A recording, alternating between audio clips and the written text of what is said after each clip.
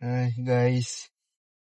So, ngayon po ay, nag-aantay tayo sa amo ko.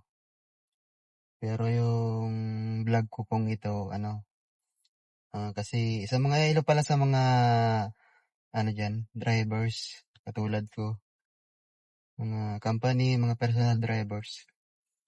So,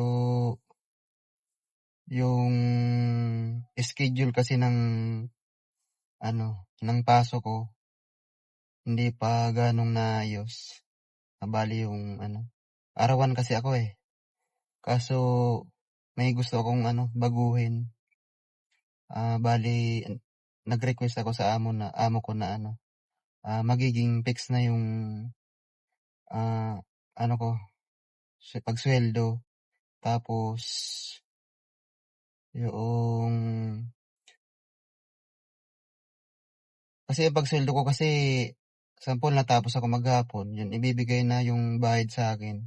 Tapos minsan hindi naman araw-araw, hindi naman araw-araw yung pasok. Kaya minsan kulang. So, nag-request ako ng fix. So, sana ma-approve. Inaantay ko sila. Mabait naman yung amo ko. Okey naman sila. Tapos gano'n ang nangyayari. Sample may pasok ngayon, tapos bukas wala. O kaya naman sa sunod na araw half day lang. Tapos minsan magpapapasok ng Sabado, Linggo. Kaya ano nag,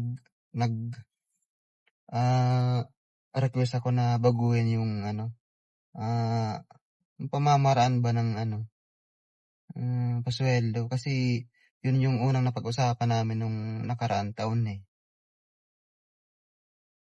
So yun lang, 'yan. Bale ano pa sila, mamaya pa siguro sila. So ayun, mamaya di ko alam kung saan kami pupunta.